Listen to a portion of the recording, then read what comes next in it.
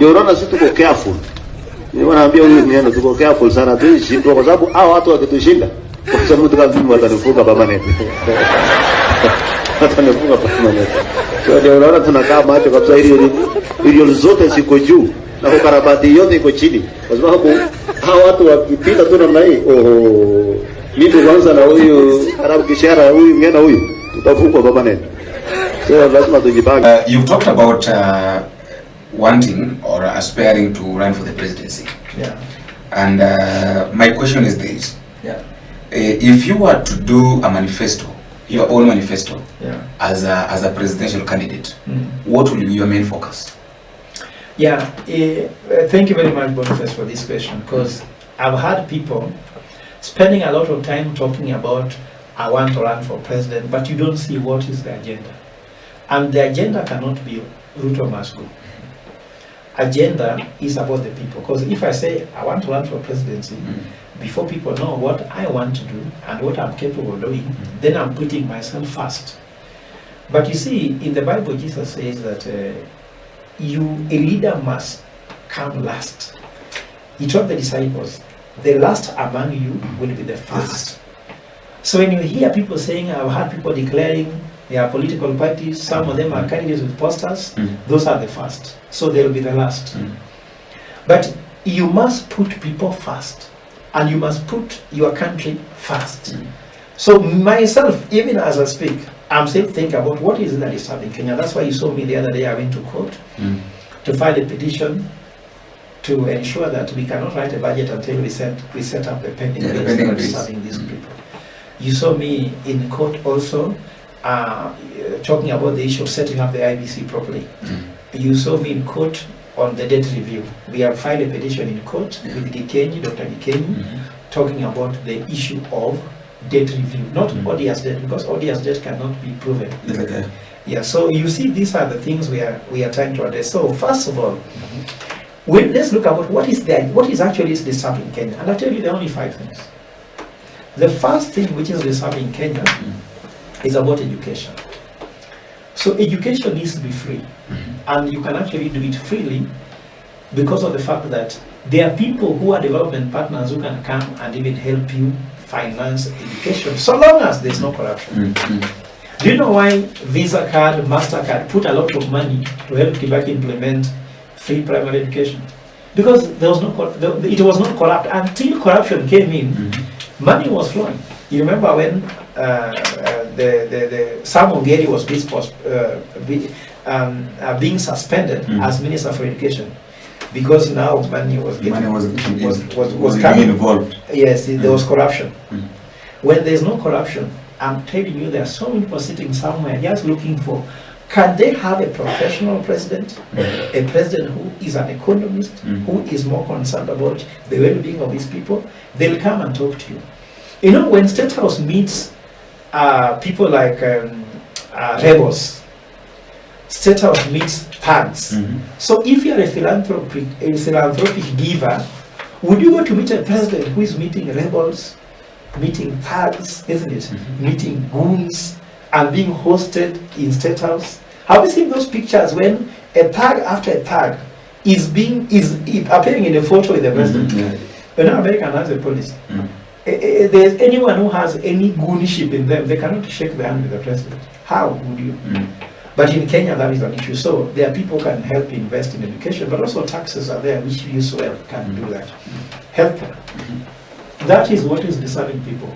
Every family is praying, God, send all the demons of diseases away from us. Go to all churches in Kibra, in Huruma, because nobody has money to spend on healthcare. So that is a prayer. Do you know why pastors are becoming very powerful? Because they are helping to pray for these people so that they keep well.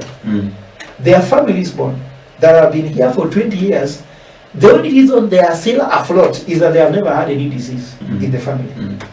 Any family that is visited by disease, poverty is in that family immediately. So if you assure Kenyans that education will be free, healthcare will be free, the next thing is standard of living, which is just about ensuring there's food. So I would just be able to ensure that I subsidize production, ensure that surely you are able to subsidize inputs, but not just fertilizer. You know, fertilizer contributes only 6% to the cost of producing onga.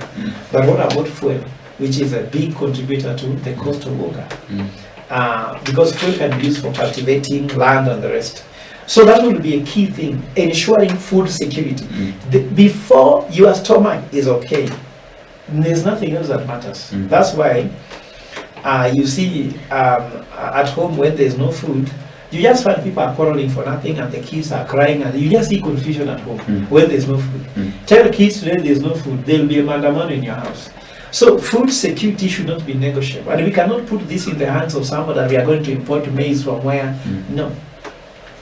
Kenya has enough to produce food. And we have a strategy around it which there's no need to explain in details. The third thing that we need to focus on is national security. Every Kenya doesn't feel secure under William Ruto. Everybody thinks they can be abducted. Maybe if I'm seen walking with Prof. Ogola, or if I say this and be arrested, my Twitter handle. Some people even now moving from smartphone to Muleka Mwizi because they are afraid of being seen through smartphone. So the issue of national security is a very big issue. The other thing which is very important is the issue of rule of law. Yeah, rule of law is really an issue because people want to know that we have a head of state that will lead according to the 3 manuals of governance. 1, the Constitution of Kenya 2010. 2, laws made in Parliament. And 3, policies made in ministries. If you are able to come up with all these things and ensure that Kenyans are safe, because rule of law means even there's no corruption. Because when there's rule of law, why are you corrupt? So rule of law means you won't be able to weaponize corruption.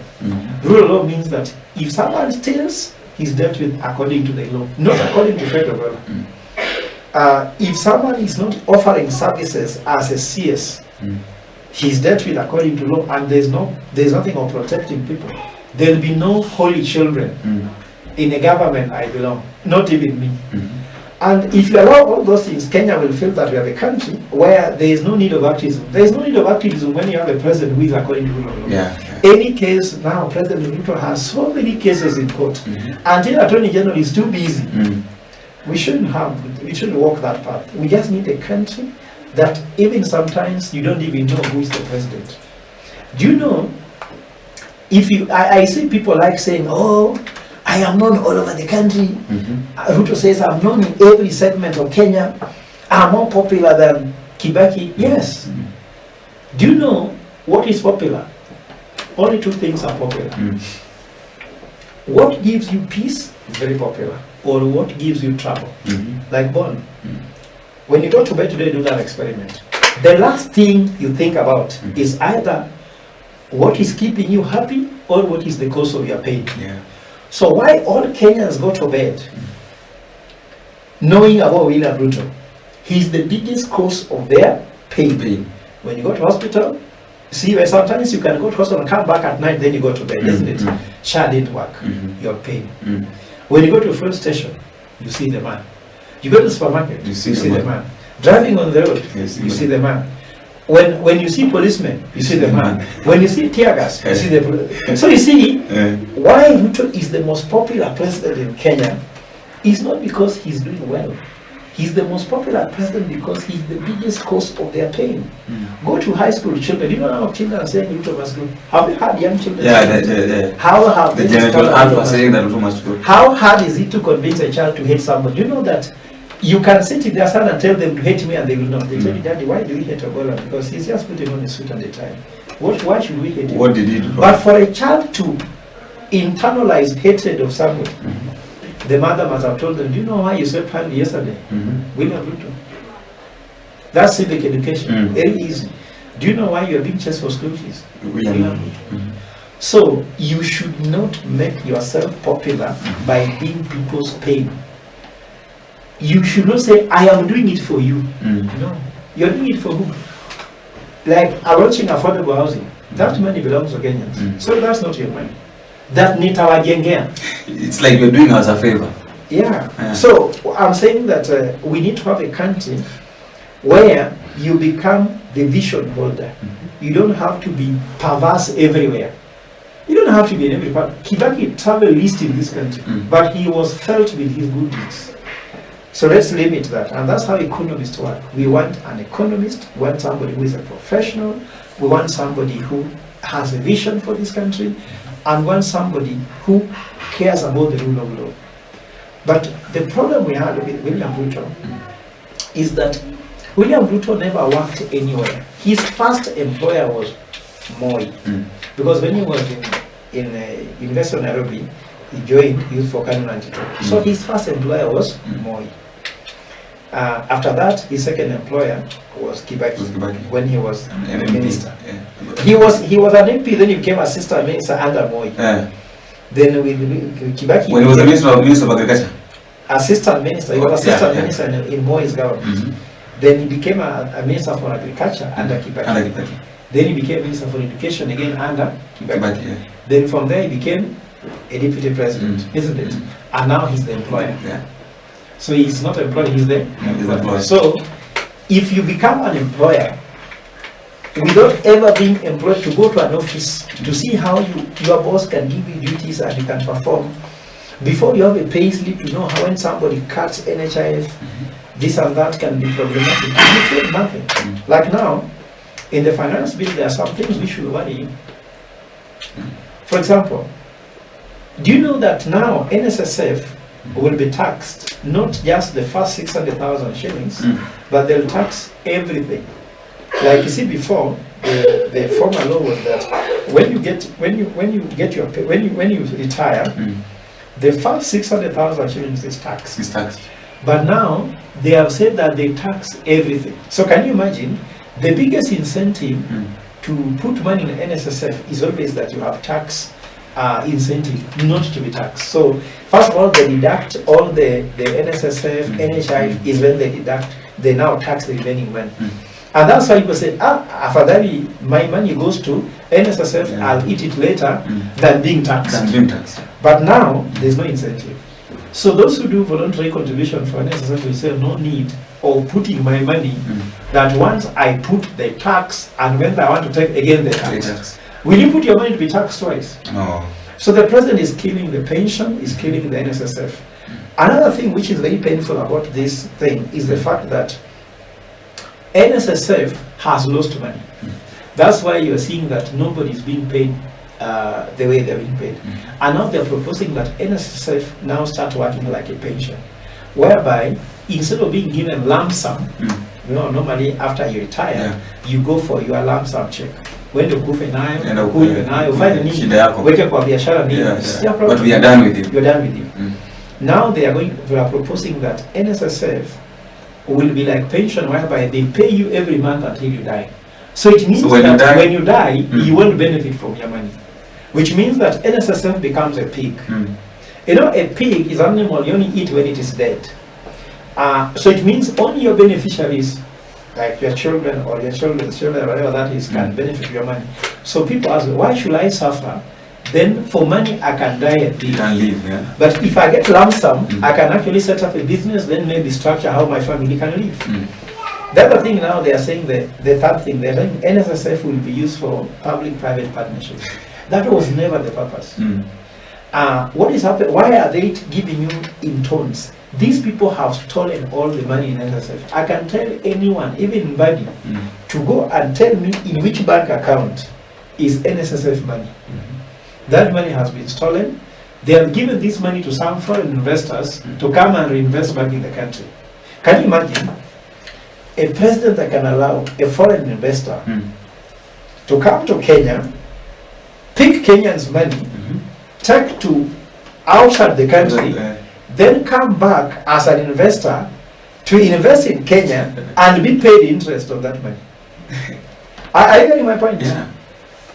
And of course that investor is him coming in a different name. That's why the president has so many partners that has so many deals. That's why you see even State House is being expanded, not renovated. Expanded. When you hear renovation, that is a word of expansion. Because he needs so many offices, because the president makes decision on anything. One criteria is how does it benefit me personally. So everything is about me enterprise, Ruto enterprise, Ruto enterprise. So me enterprise, I, me, myself, and I, and my family. And he has brought this disease again to Raila Odinga, because Raila Odinga is also me, myself, I, and my family. Me, myself, I, and my family. So we cannot have a president that brings his family issues there. That's why I told you there are three separations: head of state, head of government, and head of family. So as a head of family, keep your family out of the state. Keep your family out of government. Let them do for you this family support. But if your family members are also government, so who is your family? Has government turned to your family? Or your family has turned to a government? So there is a separation between born, the head of state, born, the head of government, and born, the head of family. And the mix we are having now, where if you go to the two families, all their family members are somewhere in government. So have we turned a country into a family enterprise? So these are some of the challenges I'm trying to say, that these are things you need to avoid and create separation by rule of law. Rule of law. Rule of law. Rule of law is very, very important. National security is very important. The issue of education is very important. The issue of healthcare is important, and lastly, the issue of standards of living is very key. If you have a manifesto that addresses all those concerns, Kenyans will say hallelujah. But if your manifesto number one is your wife, manifesto number two is your son, manifesto number three is your cousin, manifesto number four is your brother, manifesto number five is your friend, your in-laws, number six is your goods, the other one is your in-laws, isn't it? Then manifesto is all you. And manifesto. The Kenya Kwanza manifesto can only be explained by Ruto's family members, isn't it? And then the broad-based government can be explained into the family members of Raila Odinga and William Ruto. That's why you find that have you seen that the State House has been renovated, which I've told you expanded, isn't it?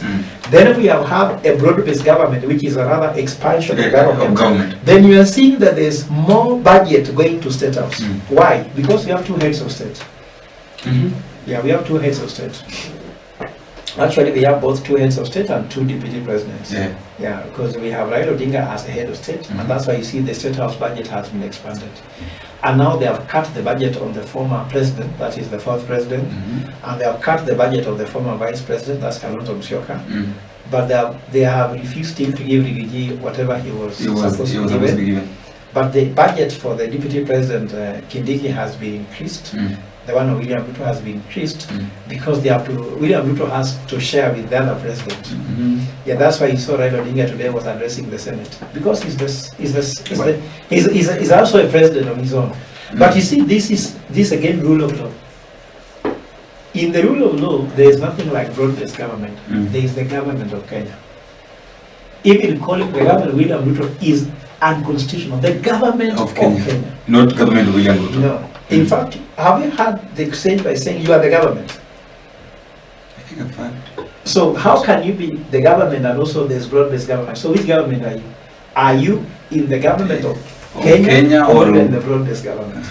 So rule of law means that even your language, there should be nothing called Kenya Kwanza government, because they're only the government of Kenya. When the government signs a deal with the US or China or Singapore or Japan, have you seen anywhere signed by the broad-based government? Have you seen anything signed called the Kenya Kwanza government? It is not the government, just the government. The government of Kenya, with the Kenyan seal. So you see these people break the law, how they talk, how they walk, how they do their stuff. And that's what I'm telling you, this government, we must do anything possible that it must end by the end of 2027. And when I end, I tell you the following. When we cast the first ballot in the year 2027, after the first ballot has been cast, the president will enter what's called temporary incumbency. Temporary incumbency means that you are literally important. You cannot make executive decision. You cannot appoint an ambassador. You cannot appoint any state officer. And you cannot make executive decision until you are sworn in. As soon as the ballot has been cast, understand? We will attack the president when he's incompetent, impotent, when he has lost his executive power. Nikama in the Bible, when Samson had his hair cut, he lost his powers. So that's when the Philistines came in, yeah. So we as the Philistines will come and make him a one-term president immediately. Do you know what you're going to do? After the dollar has been cancelled, I told you it's a one-term because arithmetically he needs to steal 7.5 million. Yeah, 7.5 million, yeah. Now, we will not wait for IBC to announce for us the election, because the constitution says that elections are final in a polling station. So we will be picking 34 A's. We shall have agents all the country. We will pick 34 A, tally them, using AI, and announce the results. And once we announce, we'll take our president-elect to State House that day. We won't wait for until some people in Bomas are going to announce who is the president. No, AI will tell us. I'm telling you,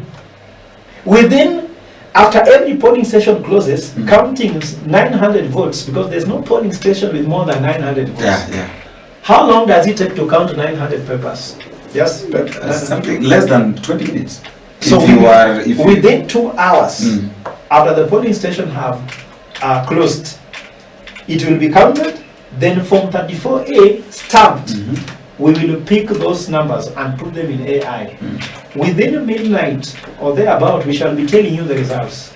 And once we declare our president-elect, it can be me, or it can be the colleagues I'm working with. Once it's been declared, we go to State House. Because why we didn't go to State House on June 25th, we did not have anyone on the street when we were fighting that was in the ballot. So Raila could have gone, but Raila was really with them. You're with them, yeah. So this time, Sisi, we are not joining them. We have won, we walk through procession way and process. That procession way is procession to State House. Procession way, procession to State House. Once we reach there, the military will escort us into a State House and we take over. We'll wait for the swearing in. We'll not wait outside. We'll wait for swearing in when we're inside. We're inside. Yes, the illegitimate one time will have left. Will have left. Yes. Now, Prof, I want us to wind up. But now I want us to wind up. I wanted you to talk about this as the last question.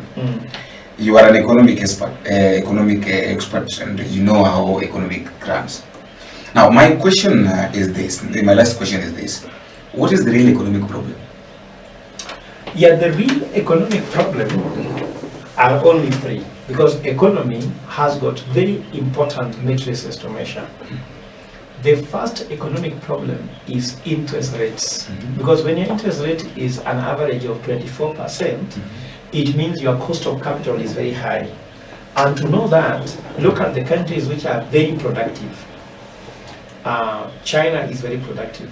Everything, almost even the seats we are sitting on, from their way in China. So their interest rate is 2.9%. 2.9. So can you compare? When we talk about the cost of capital, means how much do you pay to get capital, isn't it? So interest rate is that one. So it means that any business in Kenya that competes with China in the global market has disadvantage because the capital cost is very high.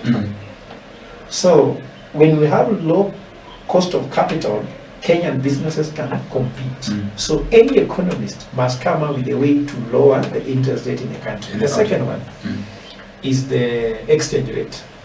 Our exchange rate is 130 to a dollar, 17, 18 to the yen, 155 to pound. Meaning that when your exchange rate is very high, when you want to borrow money, because we borrow in dollars and pay back in Kenya shillings, the debt stock becomes very high unnecessarily. Can you imagine? There's a country that has a currency stronger than the dollar. So if they borrow $1, they need 20 cents. No, let me talk about 50 cents to pay the debt, isn't it? But if you borrow $1, you need 130 shillings to pay the debt. So it's harder for Kenya to pay the debt than a country that has a stronger. For example, let's go to UK. Let's not be theoretical. The pound is stronger than the dollar, isn't it? So if UK was to borrow money in dollar from anyone, World Bank, IMF, and the rest, if they borrow in dollars, they need around 82 cents pounds to pay $1, isn't it? While for us we need 130 shillings to pay $1. So are you realizing how disadvantaged we are? So that's why the exchange rate is a painful one. But also at the same time, the exchange rate is a painful one just in case you want to import anything. You want to import goods from another country. If you are buying a shirt, which is $1, you have to find 130 shillings to import that shirt. But if someone from UK wants to import the shirt, he only needs 82 cents, pounds, to import the same shirt. So it becomes difficult. So if you are importing raw materials, your cost is lower, and therefore you have challenges to produce and again compete with the countries that have lower exchange rate. The third problem in economy is inflation. And you look at inflation, the Kenyan inflation is 5.1%, now it has moved to 5.4 in the last 2 months. And then if you look at the inflation in the US, is around 3.9. If you go to inflation in China, it's 0.2. So it tells you that China is producing more, Kenya is producing nothing. So production, low production, high Kenya shillings, it makes you to have inflation. Because inflation is about supply versus demand. How much do you produce, which is supply, versus how much can you afford to buy. So all this together creates a very big problem in an economy. So what is the silver bullet to this? The silver bullet is not going to central bank to balance interest rate, I don't know, interbank rates. Those are what I call witchcraft. Those are witchcraft. Which can't work. Which can work. The best way to solve this problem is to make Kenyans produce. You know, somebody asked me yesterday that, friend, if you're in Kenya, what will I tell them? I'll let Kenya breathe to build. You know, if you have to be creative, have you seen when you want to run 100 meters, you breathe in and out. So the economy, the economy can't breathe. Like when you want to give a good speech, when you're being told you want to start a speech, sometimes you're tense, you're being told breathe in, breathe out, breathe in, breathe out. So the economy is not breathing because it's being choked by these three things: high interest rate, high inflation, high exchange rate. So there are a few policies to do. Let's say, for anybody who wants to produce anything, if I'm the head of state, I'll zero rate their taxes to allow Kenya to produce. You understand? I will use the agricultural land to ensure we are producing avocados, we are producing mangoes, isn't it? We are producing things we can export and make money quickly. Don't go into things that are crazy. Like now, the sugar sector is dying because of the problem we are having here where people want to grab land. Like you see the Moroni sugar, the Chevelin sugar, and Zoya sugar. Those acquisitions, those leasing, they are not about producing sugar. Those people want to lease those factories, and those people, I mean, there are two people. Actually, there are two presidents. Those two people are together. Once they lease out these factories for 30 years, the title deeds will change, and they want to grab the nucleus estate land that belongs to community that donated to produce the sugar factories. That's the main thing. The other thing, forget about, because let me tell you, we are crushing 16 tons of sugar cane to produce 1 ton of sugar. That's so inefficient. And Brazil is crushing 6 tons of sugar cane to produce 1 ton of sugar, meaning that Brazil will produce their sugar in Brazil, bring them to Kenya, pay duty, pay transport, pay all the levies, and their sugar will be cheaper than us. Now, what does Brazil have that Kenya don't have? If it's a machine, go buy the damn machine and bring it here, isn't it? And sugarcane does not need special land. It's not like wine. Grapes, grapes needs a certain temperature, and then treatment, soil, and the rest. Sugarcane can grow even in a wild place, isn't it? I don't know where you grew up. I grew up in Uganda, where you can even grow sugarcane by the roadside. Yes, So it's simple. Have you seen that Mumia sugar is still being packaged? So these people are doing two things. One, they want to steal the land that belongs to the community in the disguise of leasing for 30 years. Two, they want to use these companies to package sugar, then pretend they are producing. Because listen, they have said that people are going to lose jobs. So if you want to produce, why are people losing jobs? They want to fire people. People are going to lose jobs. As they lose jobs, they are going to import sugar, because these people, if they wanted these sugar companies to grow, why are they cutting on them? Isn't it? So they will sell the land, there will be nothing going on in those places, they will be importing sugar, you understand?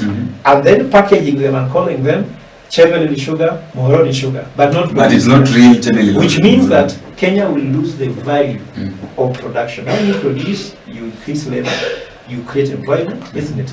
You increase productivity. So the simpler bullet of production is important this way. Let me explain, then we finish. When you're producing to the point you are exporting, let's say Kenya is exporting more abroad, isn't it? What happens immediately is that your currency is under high demand, because for someone to buy goods from Kenya, they must buy Kenya shillings so that they can buy Kenyan goods. So when the Kenya shilling will be in high demand, Kenya shilling will have high value. Therefore, the exchange rate will be solved. But as you produce more than your demand, the inflation drops, isn't it?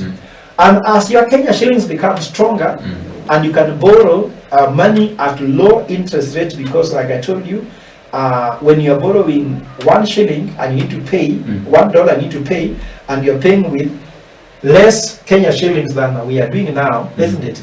Immediately interest rates goes down. So one single bullet is not about sitting in treasury, and balancing numbers, Excel sheets. Even in charge, the simplest thing is Kenya needs to produce. Because at the moment, 80% of our export is raw materials. If we start manufacturing and doing value addition, put money on tea, put money on coffee, isn't it, growing, and give incentives to farmers on input, isn't it? And then also do the sugar. But also convert all these areas of Luanyanza, all those lakes. They have a lot of water, they have a lot of land, and they have unemployed youth only throwing stones there, isn't it? So we need to change the leadership of Luanyanza to make these people be productive. In fact, Luanyanza, if there's any place that needs to be saved, it's Luanyanza. That's why I put up a team of professionals who want to come together to create an investment vehicle where, after we set up a good governance structure where money can be put together to start investing, we'll attract money from abroad to invest in production in that circuit to create jobs for these young people and ensure they can produce and ensure food security, ensure Luanyanza can start being a net exporter, not a net importer. Because every day you go to Kisumu, a lorry arrives with tomatoes, onions from Mount Kenya and from Kisii, isn't it? And then after they have bought them, the lorry goes back carrying the money. So they come to collect money from Kisumu, isn't it? So Kisumu are consumers, isn't it? And then they see their money going with the lorry. When they come, tomatoes come, onions come, sukuma wiki come, cabbage come. And for them, they only take cabbage, add to tomatoes with samaki and ugali. And the ugali is not from them, unga is not from them, isn't it? The only thing they have is fish, and some of them can't afford it. So this is the problem we are having. We must produce, and when we produce, we can cure the 3 problems. With that, the economy will wake up, the economy will breathe, the choking things that are choking the economy will be coming out, and then you discover the economy comes. And this doesn't have to take long. This can be done. Just the period of production, for example, it takes how many years for avocado to produce? Less than 7? Yes, so not 7 years. 7 is... It's around 2 years, 2 3 years, 2-3 years thereabout. And when you start the production, already there'll be, people can even are taking, I want avocado by this time. People can even be paid to start producing. And the banks can start breathing money into the economy. So there are many things that happen. Just like before a child is born, somebody is already buying for them clothes, somebody is buying for them a bed, and that is consumption in the economy. So we can see so many things if we just produce. You know, China is called the workshop of the world. Everything is done in China. And that's why Chinese economy is booming. Chinese are not as intelligent as Kenyans. It's just that we don't have leadership that can put Kenya into work. So let me say, Kenyans need to work again, because we used to work and produce. Maybe your last statements, Prof, as we wind up. My statement is, the Kenyan problem is not economic. The Kenyan problem is not political. The Kenyan problem is economic, it's not political. So when you listen to your leaders giving you political solutions, ask them to address the economic problem. If they cannot address the economic problem, know that that's a fake leader. Because you can't eat politics. They'll be telling you, oh, we are poor because we have been segregated, we have been ignored, we are franchised. No. Tell them, so what are you going to do about how do we feed cost of living, standards of living? 2, our healthcare. 3, our education. 4, national security. And 5, rule of law. If they can't address all those ones, you should know it's a waste of time. The second thing I want to tell you, Kenyans, don't accept your money to be put in the wrong place. Like I've had a lot of increment going to security and a lot of increment going to fight corruption. Now, if you want Kenya to grow, invest in values. Because if you don't invest in the Kenyan values, who are these people going to EACC to curb corruption if they're already corrupt? So let's not throw money on the wrong side. Let's throw money on the right side. Even Jesus told the disciples, put your net in the right side of the boat, when the disciples never caught fish. So for the last 60 years, we have had leaders who have been throwing the net in the wrong side of the boat. This time, Kenyans, can you throw your net in the right side of the boat? Like Jesus says, duc in altum, that is Latin, meaning put the net into the deep. So there's a deep end they are avoiding. They are giving you a shallow political solution for an imminent economic problem. So when we address the economic problem, the leadership will be addressed, because we shall have people who are fed, people who are educated, people who are healthy, and they can make political decisions that can further their future. And without that, it doesn't work. And I want to tell you, Kenyans, as you continue saying you want a leader, the solution begins with you as a Kenyan. The cost of having bad leadership, now you know, in the so-called Kasongo economy, Ruto'S. But now you have to find value on how can you get the right leadership.